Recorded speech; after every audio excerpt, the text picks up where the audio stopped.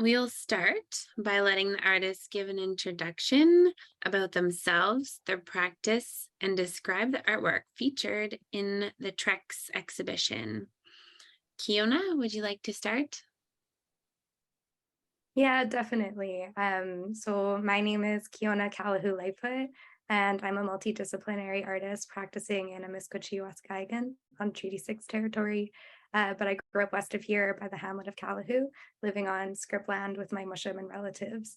So my family lines are Cree and Métis, descending from Michelle First Nation, but I also have Dutch and mixed European ancestry as well. My practice is mostly based in painting and drawing and printmaking, and the works in what's held come from personal memories of mine growing up on Scriptland and how I remember that home as opposed to how it's documented in colonial archives. So often the stories I tell are associated with feelings of loss and enfranchisement, but also I like to bring a lot of tender and loving memories into the works too that overlap with my family's memories as well. So I have 5 small pieces in the show, ranging from drawing to print to copper plate. So settled into trees and grass and the bones of buried birds is a drawing of a spot on the land where we used to hang out as kids, and it has a generations old playhouse that's kind of like a memory anchor point for a lot of the people in my family. There's like little leftovers of like so and so is here like written inside, and it's just like a really fun layered place that we all used to hang out in. And around it are various graves of like childhood pets or birds or squirrels that fell from trees or windows. Um, and so I just did a little drawing of that spot so that I can remember it how it was or how it is. Um, and then in This Wasn't Surrendered, which is an etching, and a piece that goes with it called Surrendered, which is a copper plate. Um, the pieces are questioning the vocabulary around land surrenders, especially when it comes to enfranchisement, while asserting that my relatives are still here on that land. So the leaves in this print are from brambles that meet the skyline at my mushums, and then the land there that his house is on, and that this land that we visit on now, it's elevated and higher than the surrounding prairies, which are flat. So you can see out onto the plains from the hill, and that's all where Michelle First Nation reserve land used to be before enfranchisement. And then through enfranchisement, those reserve lands were taken. And so is Michelle First Nation's title as a nation. So script was distributed in response to that enfranchisement. Um, It Only Punctured Foam is a drawing that I did that recalls a portion of the land that's rented out to an archery club. And my cousins and sibling and I would climb these targets that the archery club has that are like deer or lions or pigs just scattered out in the bush. And we used to sneak arrows from the archery club to take home with us too. And to this day, like my mushroom still takes us for tours out there to look at. They just recently, for the first time ever, replaced some of those little archery targets, and they're different animals now, which is a really weird thing, having grown up with certain ones and seeing them change now. Mhm. And then finally, You Looked Cold is a print, an etching that recalls like how the wind was blowing as winter approached on this one day. And it kind of hints at like a private memory of mine. So even though in my work I try to create a certain feeling or like a sense of like vulnerability or relatability in a piece, I also don't want to sacrifice my own privacy or my family's privacy around some of these memories too. So this one is kind of just like a flash of a memory. It's text based, without needing or owing a specific story to an audience. And together, all of these pieces are just a way that I get to archive or map memories of how that land feels or sounds, or what was there before, while also letting me visit with the relationships I have with my family and my own personal connections to it all as well. Nice. Thank you, Kiona. Laura, would you like to give us a description of your practice and artwork in this exhibition? Yeah. Uh, Hi, I'm Laura. I am Satu Dene, which is Bear Lake Dene from the Northwest Territories. I was born in up there, but I was raised in Alberta, and that's where I also learned how to do a lot of the work. Went to school in Red Deer, and then I went to school in Halifax, and then I went to school here in OCAD. So I'm actually talking to you from Toronto, where I now currently reside. But yeah, my entire practice is entirely based on printmaking. I work with all elements of the medium, everything from wood to stone to etching, but my primary practice that I like to work on is stone lithography, where I worked on a lot of mark making. So a lot of the work that I use with the elements in print, I try and talk to them in some way. And we kind of, I like start with having this like conversation with like what I want to talk about. So my practice is like trying to relay these moments or things in my realities.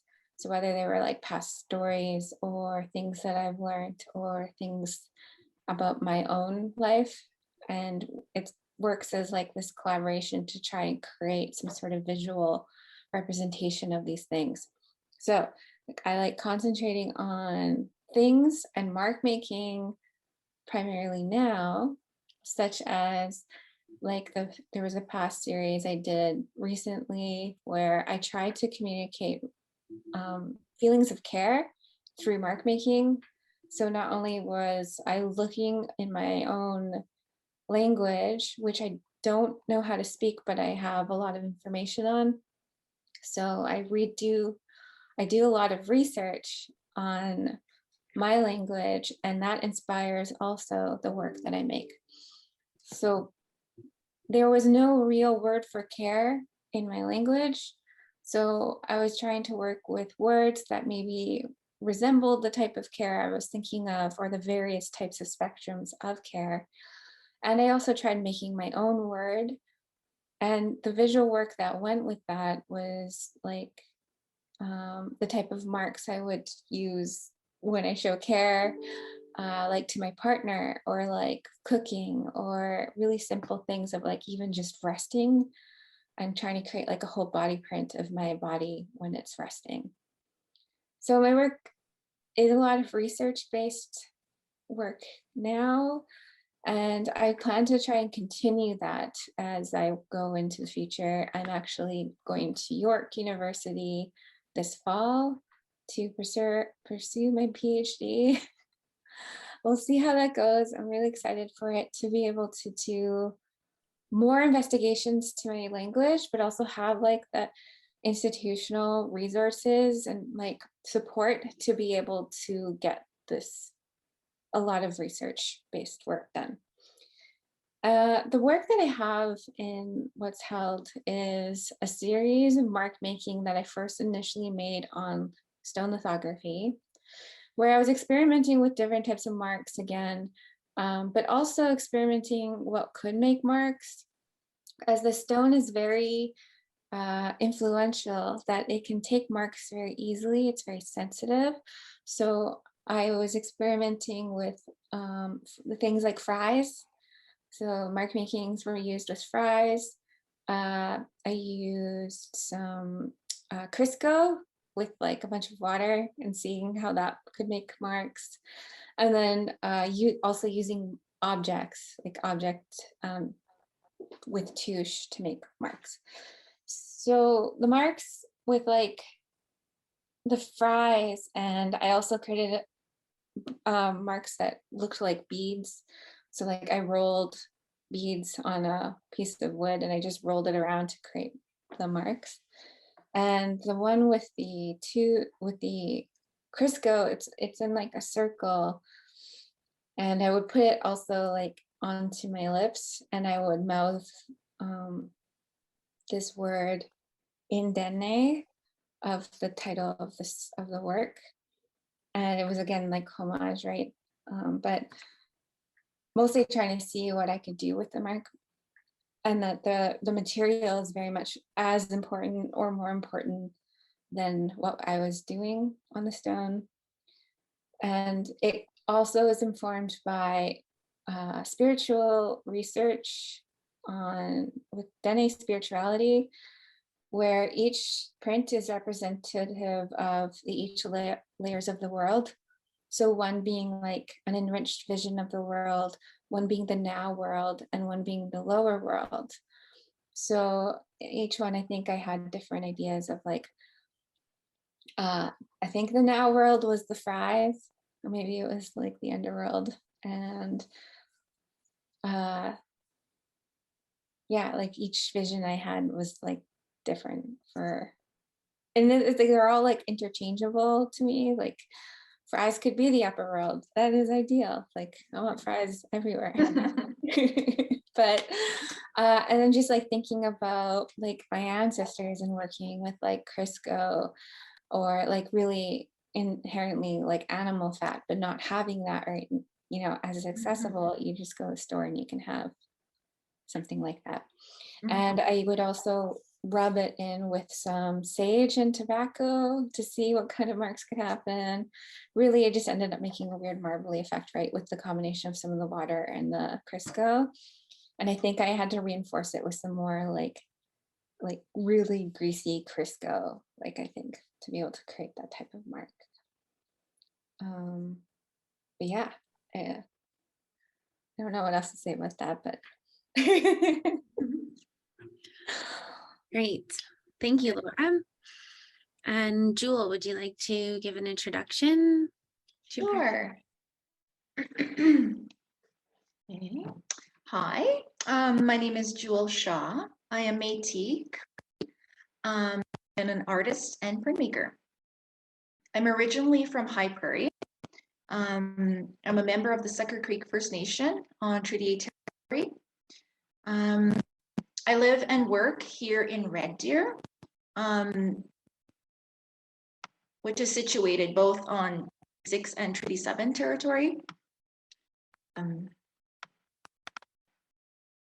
From there, 2008, so it's been a while, I received a master's in fine arts and specializing in printmaking from the University of Alberta.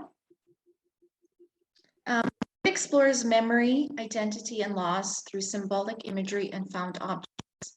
I use traditional printmaking, drawing, and digital media to illustrate personal narratives, investigate the collective and genetic memory of trauma and grief.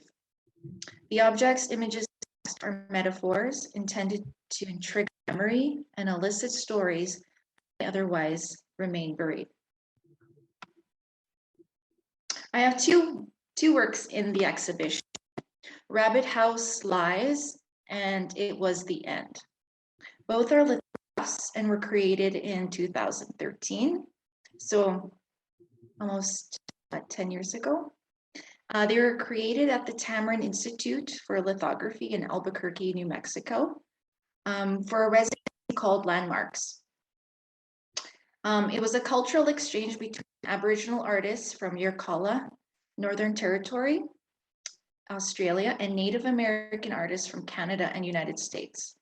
We traveled to Australia to work at the Malka Art Center, where printmaking was central to their small village. We spent a week exploring and experiencing the land and its culture. A few months later, we all met at the Tamarind for a week to create work. We were assigned 2 master students to collaborate with. During the residency, I had just 1 week to draw and develop images that spoke to the idea of land or landscape. I was thinking of my mother and her memory of an event that happened when she was a little girl. It did from the story I was told by my grandmother. There was a fire, and my mother's memory, she recalled, it was intentional. My mom was the eldest, and she was made to take care of younger siblings, that they were to live and sleep in a rabbit house on the property for days. And from an interview I had with my mom, she she said she felt like, quote, it was the end. And that conversation and those words have haunted me ever since. Printmaking for me is an act of remembering and processing trauma and grief. It is a way to share and retell stories that have shaped me. Art making, particularly printmaking, has given me an outlet to sort out feelings of anxiety and loss, a way to understand the migration of grief. And sometimes since I created those works, and it's interesting that those words that she told me in that interview still creep up in my work today. So it's the retelling and the remembering is what I guess is important in my practice in printmaking. And printmaking really gives me that outlet to process and talk about that.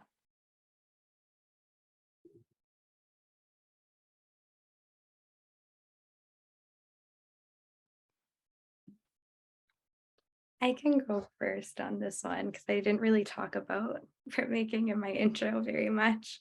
I feel like I have I'm still learning about my relationship to printmaking for sure. And I'm still kind of figuring out how to adjust printmaking practices to feel a little bit more low pressure and comfortable for me. But I think what makes me feel most connected to printmaking is the materiality and the time spent with it. So I mostly work in etching and with copper plates. And what keeps bringing me back to that process is similar to what Laura said, where the copper is such a memory and it remembers like everything that happens to it in its process.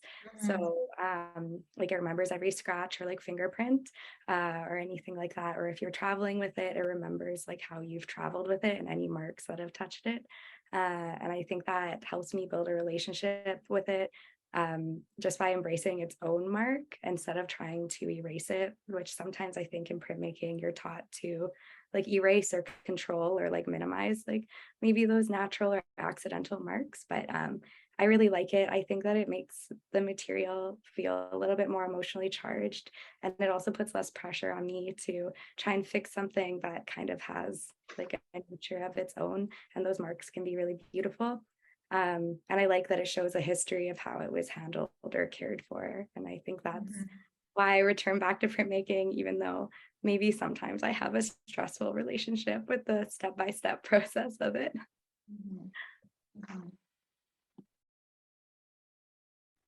Yeah, the work that goes into, like print also changes like your relationship with the content.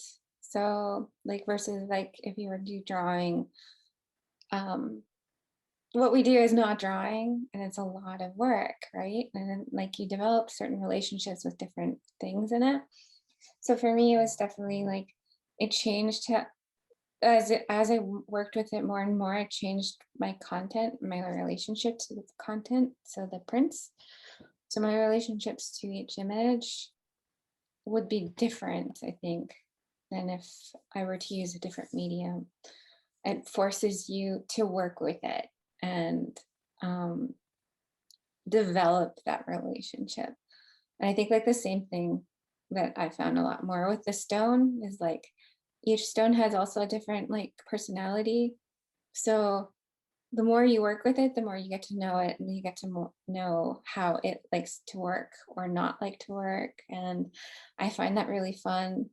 The more I got to work with different mediums and having it really expose its relationship to land, also made me fall in love with it even more, how everything is in some way like land based and really important parts of land.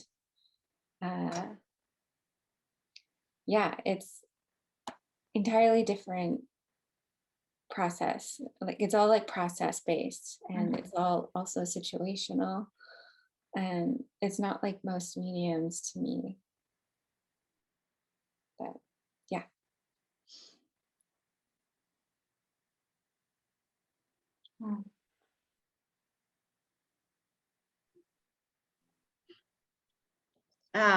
In the two works in the show are lithographs, but I primarily work with etching. So when I speak about printmaking, I love to talk about etching as my medium of choice, because it really does give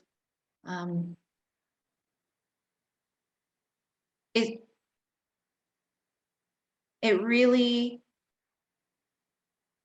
has the ability to express my visual language and what I'm seeing in my head, and how it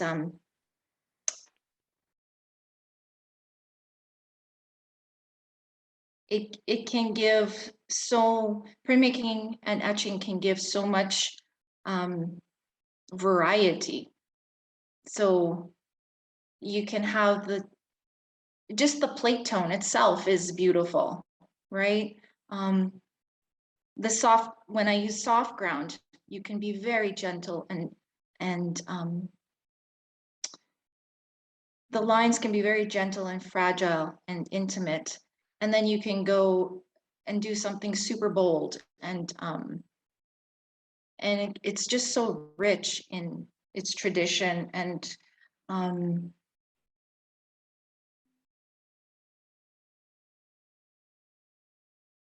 the idea of working the plate is a form of resistance itself, because you have to basically work it, fight it, scratch it, and develop the imagery that way. So the act of removal and adding all lends itself to the idea of memory and landscape for me.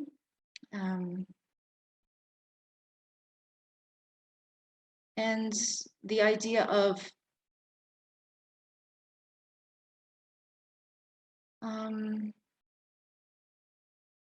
the way that the plate can hold the mark, and it will always be there. And print, and when you create multiples, you are retelling the story, and the memory will never go away, never die. So it's a way of, I think in the curatorial statement you talked about memorializing, and that really stuck with me, because I never thought about it in that way. Memorializing an event, and just an act of remembering is what I'm after.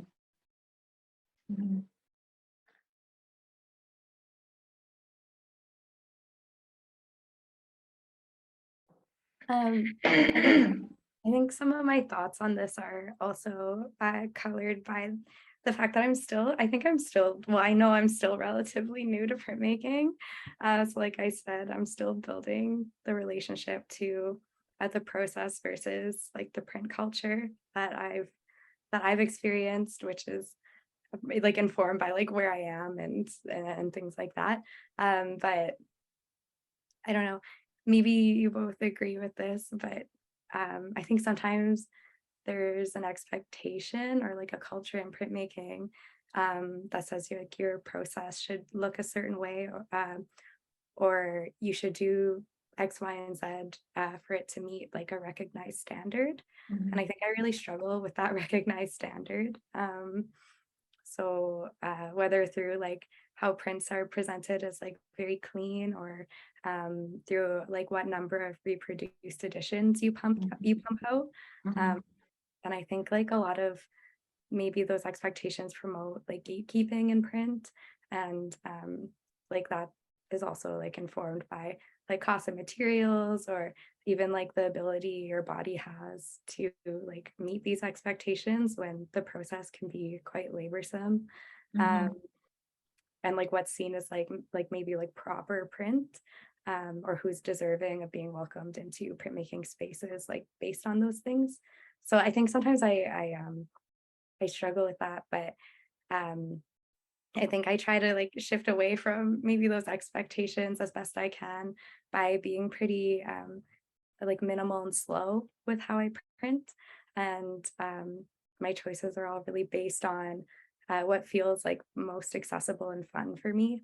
And it's okay that often, like maybe that doesn't fit how institutions talk about print. But like also that reminder is like hard to remind yourself of sometimes when you're in these spaces. But I really do think like print has like a really, really great other side where it can be like really joyful, and it can be really slow, and it can be really fun. And I think like there's a way to personalize it that feels like it's maybe more like thoughtful to a broader and more like diverse group of people accessing print, as opposed to like maybe that standard I talked about, if that makes sense.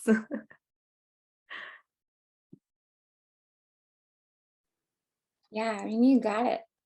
You don't have to be in it for, however many years to like kind of pick up on that. I completely agree. And like, I think it was the first time I went, it just like solidified even more when the first time I went to the Southern Graphics Council down south, which in general is an entirely different, it's a different country, but in some sense, and noticing how incredibly white it was and how people really didn't have deep concept or content. A lot of it was like replications, right? Like they're mostly,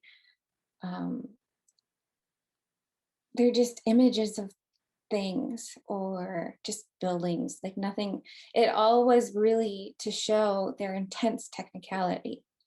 And that was it. But like a lot of these institutions, and people who are still teaching them sometimes, right? Like they just push the technicality more than anything. To some degree, yes, like that's why you do go to school, you learn the techniques and everything. But they're not really pushing huge, like deep thinking about why it is that they're doing what they're doing. I think that was a big problem for me, and I don't really know if I want to go back, except for going for like all of the fun supplies. But it's exactly the same. Like it's not an accessible place, right? All of these things usually, like, the stones, they mostly live in institutions, and all of these things, you have to be able to get access to them. You have to go through some training, right? So it's not accessible. So like there's ways that I try, slowly trying to like seep my way into these different studios to try and create space as much as I can. Like I'm only really just starting to create influence now. But it's just like envision this entirely different world for print, and it's pushing back, away from that like money. Like it's like, so of course your prints are going to be printed very well if you purchase that very expensive paper, but like you don't have to, especially if some of the work, like the work that I was trying to express, or other, like, type of conceptual work, you putting that message through and you doing it, it's also fairly performative, right? So doing that process yourself is in itself like part of the work. So I was a lot less concerned about the extreme technicality and the success of the print than the process and getting that mark, that first, like those marks for like, that's its true mark that it decided to show me. So this is what I'm keeping. Same, with it just being not thought of as something of a place of relationality. I think that's how like I try and do it my own way, to step away from this like general non-thinking of like colonial non-thinking, is this relationality that's living, like, you know, like this is really weird and funny, but like I try and like think of little personalities that live in the medium. So like for me, the stone is the best. It's funny and really, really weird. And then you have people like, I have been trying to work more with wood, and wood is just more stern. It's actually very like, I don't know, it's like an older figure. And then like working with metals, it's like, it's something I want to work even more with. Like I have worked with them, but I haven't quite captured their personality yet. So like for now I have like, for sure, I have like stone, who's a really weird thing. Yeah.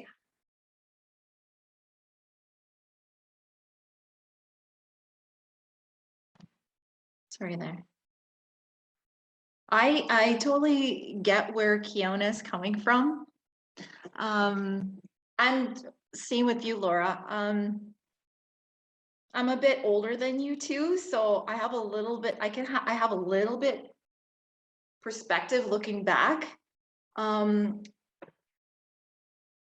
I received my MFA in 2008, I also did go to Red Deer College and got my visual arts diploma there, and focused primarily, that's where I fell in love with printmaking. It was sort of like tucked away on the other side of the school, you know, and it was where, I don't know, it just seemed like it was very industrial and it was very dirty and smelly, and I could smell the vapors coming from the room, and I was like, I need to be in there.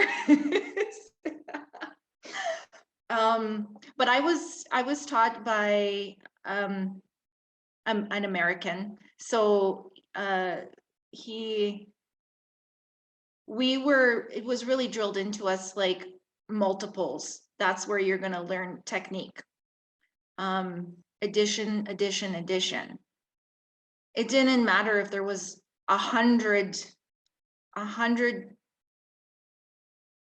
in the addition and the image sucked. You know what I mean? Like we were just to pump these things out.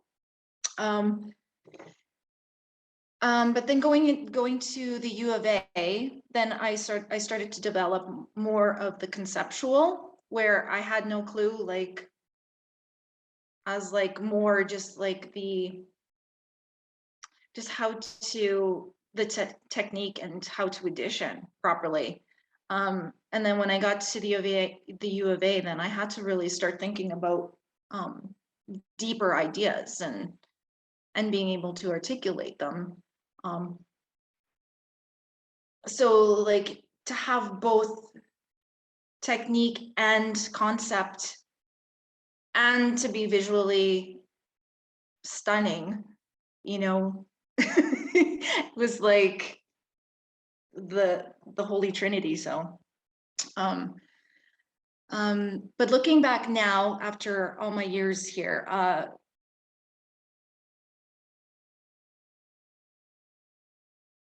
just being able to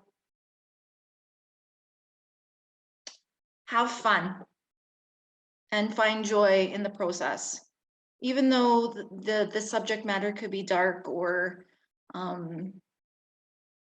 painful to work through. Just having your own space and just being able to have a relationship with your medium is such a blessing.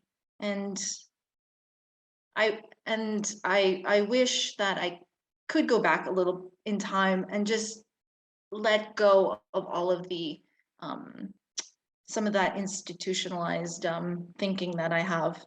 But it was a way to fit in and belong. So you sort of go along with these traditions, other colonial traditions that aren't even our own. So I really admire Kiona and you, Laura, like for just breaking these barriers of just doing, just making, just saying what has to be said. A lot of times I'm quite subversive and I'm quiet in what I have to say, but hopefully moving forward, I'm able to speak more clearly and loudly.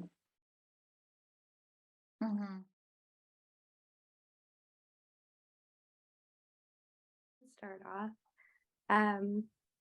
I think I mentioned earlier, but I try to consider all of my work kind of like an ongoing archive of how I know the land I grew up on and that my family still cares for. So like you can find lots of maps that have that land on it, but it's like very stiff and parceled off in colonial documentation of enfranchisement. So even though like we've lived there like all our lives, my like at this one point my mushroom and I were trying to point out like where on this map of script like the land that we grew up on is and the script that we still have, and we couldn't find it because it's like it's barely recognizable, and it uses language that's like really institutional and it's not meant to be like understood by us.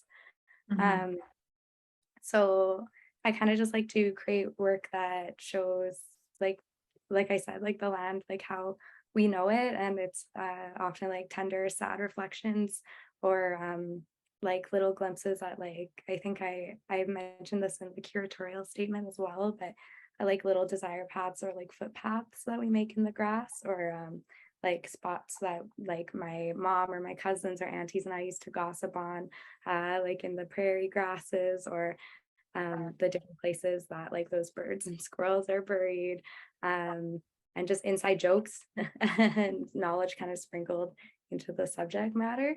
So I think that's how it kind of starts relating to like that like mapping and archiving. Sometimes I also bring the copper plates to, I call it the farm, which is where I grew up, and I like press it into like the gravel and the bark, and my mushroom does that with me. And yeah, then I get to like bring that home with me, like how I talked about with like the memory of the copper. So I guess that's like also a way of like mapping kind of, because like you're like imprinting the actual thing itself to kind of document it like it's a mark, and like then that material becomes part of the trip and the visits as well. Yeah.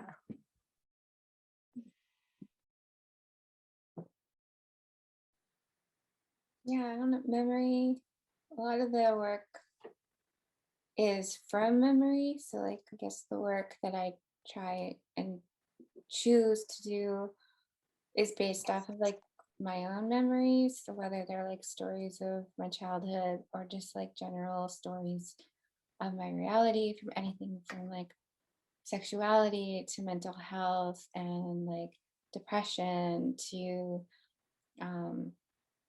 any type of story. I think those are all memories. And that I also like to work with the stone or like these elements that also keep memory really well. And it's almost like they're keeping the memory for me. It's like this comfort, right? This comfort that there's someone that maybe you're telling them this like really, really intense thing about yourself. But you don't have to say it. You don't have to exactly write this all down, right? It's like, as I'm making this work, I'm thinking back of like this memory. Maybe it's really hard. Maybe it's also really funny and maybe just a little risky, right? And they're keeping it for me. I like to think about that a lot when I make work now. And yeah, like exactly like the same, like Jewel, like it being this like comfort and joy when there's just also a lot of like chaos or like things around you or even just in your brain, that helps with this. Like maybe it's not going to be healing, maybe it's not going to do like as much as you wish it could do, but it's doing something, right? Like either it's like that physicalness of like I need to like burn out my frustration, but like in a good way, and really also like archiving different moments that I think of when I look at my prints. Like I remember everything, I guess, like what's happened when I've made a print. So whether it was like absolutely things that are unrelated to the content, it could be really boring and awful work from school, or like whatever I made just to like get over hurdles of like idea like slumps. But like especially like those prints that are in the show, like the ones about the fries is like for sure a like homage archive of this conversation I had with my supervisor about fry theory or like just fries. And I remember reading this like it was like indigenous research methodology, like they even mentioned fries in it. And I was like, this is the thing. Like I don't know how to articulate it, but it's like you know, like for them it was like being, you know, on a reserve, and like when they're really depressed you get fries, right? This comfort thing. But then being able to leave and go get these fries was also a big reward and joy. And it was just like these conversations about it. So like that is like kind of like my, you know, what is behind like that fry print and like this idealization of it, but also this like weird grounding reality behind it. Yeah.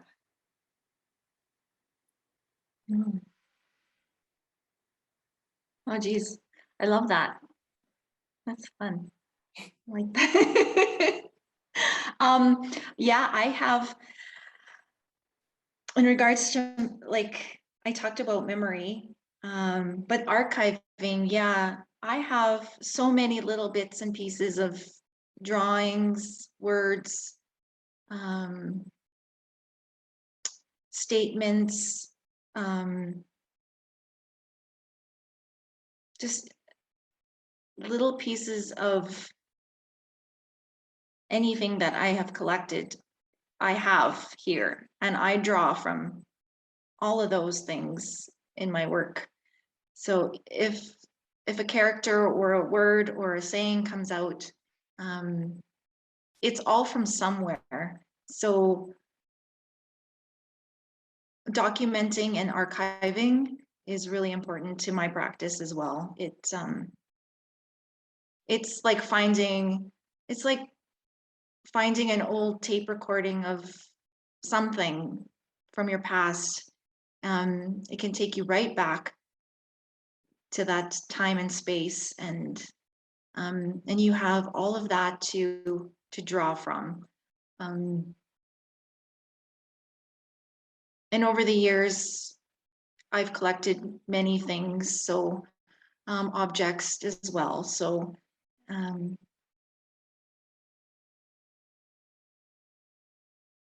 they're like touchstones or talismans. So you can, I don't know, so you just never forget where you come from. Good and bad, all of the things that make you you. So don't throw anything away.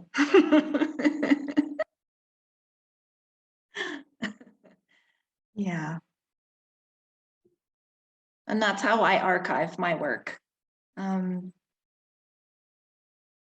Yeah, I pretty much keep everything. So, you know, like even just old prints from college, like reuse them, do something with them. Yeah. All the 20 editions of all of that stuff. Yeah, you got lots of paper. Lots of paper. You can just reuse it, make new paper. It's all good. Such a great idea.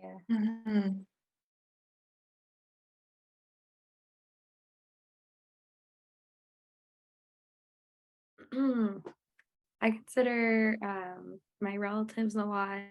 So, and that's just because, like, even though my work is independent memories, like, like a lot of us, generations of us, grew up on that land, and it's really hard to have like a memory that's completely separate from from the other people that were living there, or had like left little leftovers of like when they'd been living there that are now part of my memories too. So I try to consider, or I do consider my family a lot, and it's also a way that we get to like visit and chat and kind of like see like what our differences are and what we remember a little bit. Um, and I think like above all else, I try and consider, like I said, like our privacy, um, because I think there's like a lot of the reason I like do this kind of work is because it's really fun to have my family like come in a gallery space and like see like themselves and to see inside jokes that like nobody else is going to recognize. But also sometimes there is like pain and loss, like Jewel and Laura have both talked about. And I never want to have my practice become like extractive of like myself or of them. So I think that's like what I consider most when I'm doing, like when I'm making art, and especially as like such a huge part of my research. And I think it like becomes pretty collaborative with them. And it's like really just based on what feels like nurturing for us. And I think that sustains me, as well as very good food and a lot of, even though I just said collaborative, a lot of alone time. I need a lot of alone time to like sit and to visit and I guess just kind of be with my practice. Like it's almost like having like tea time with my practice. I need like a lot of time. Yeah, I'm a very slow worker. I think like I'm a slow cooker. Like making the work is generally pretty fast, but thinking about it and doing it and sustaining it, it's like a lot of time.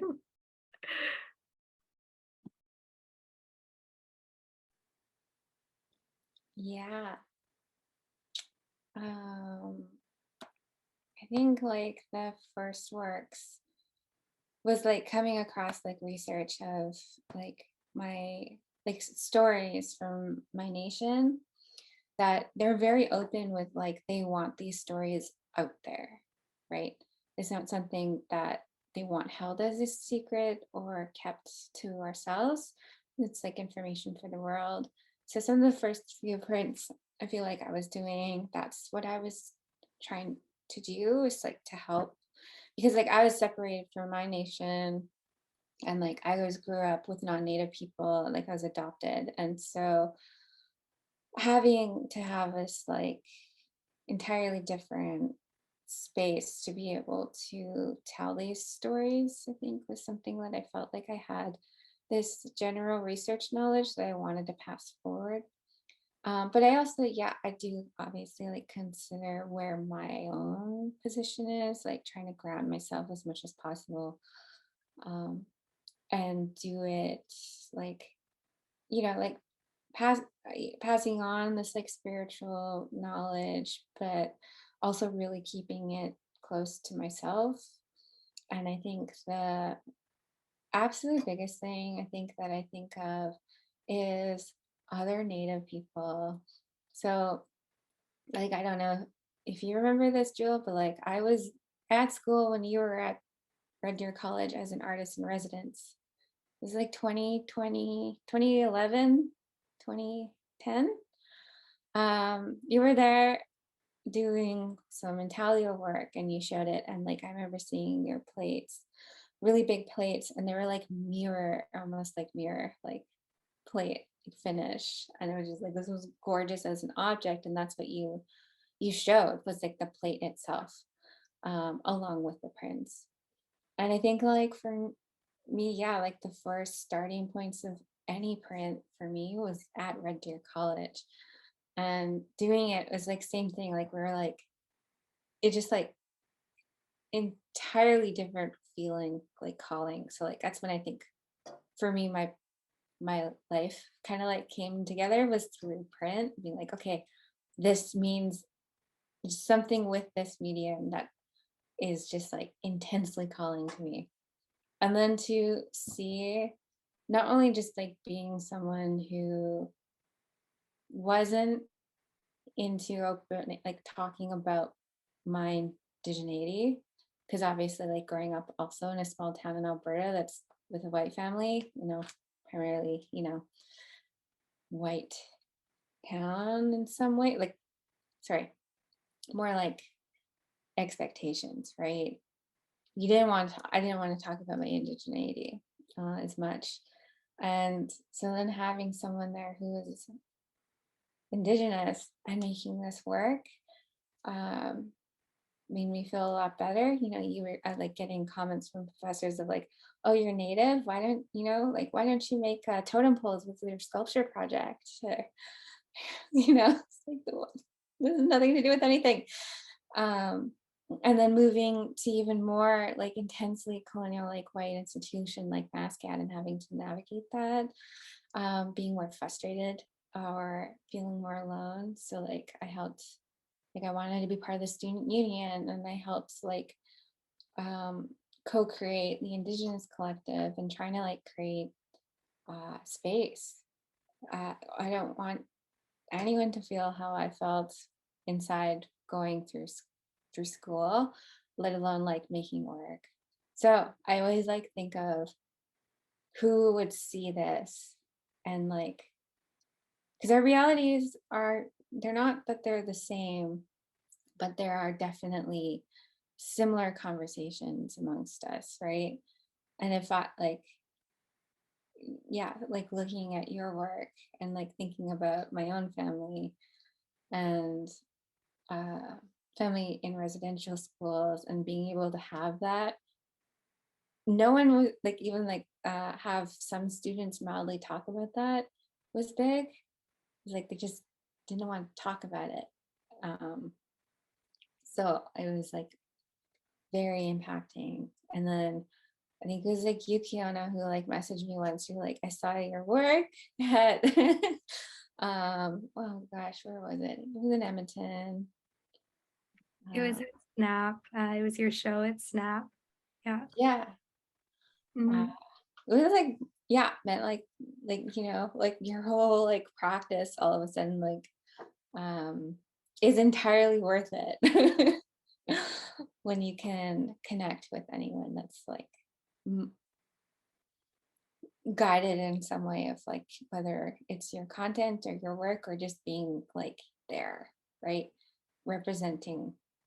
You don't have to have a very strong voice. You don't have to have, all of this intensive strength and like bulldozing all of these things. Is like being present and making this work is like really important. Yeah, thanks.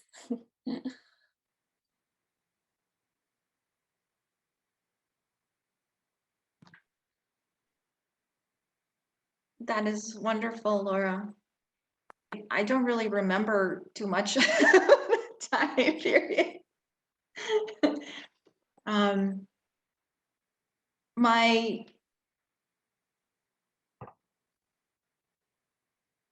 I find that a lot of my work, I am considering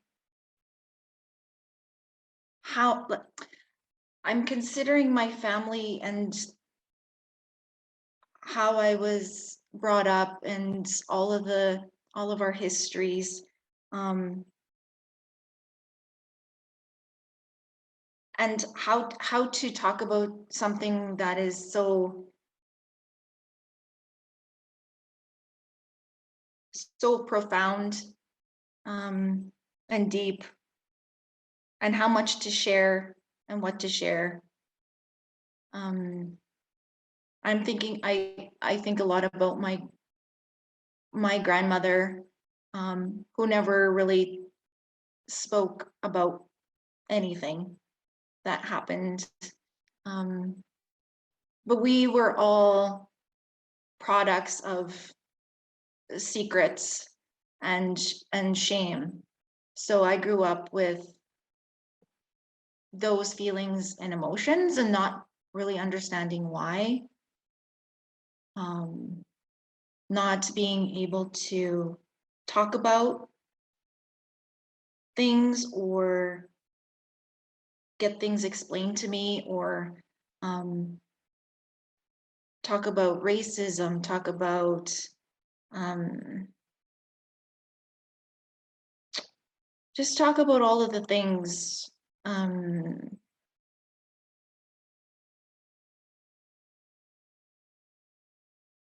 that they had to endure, and then, you know, passing it down to us, and the intergenerational traumas. So I'm always aware of if I'm saying too much, but I need to say something. And being very careful and very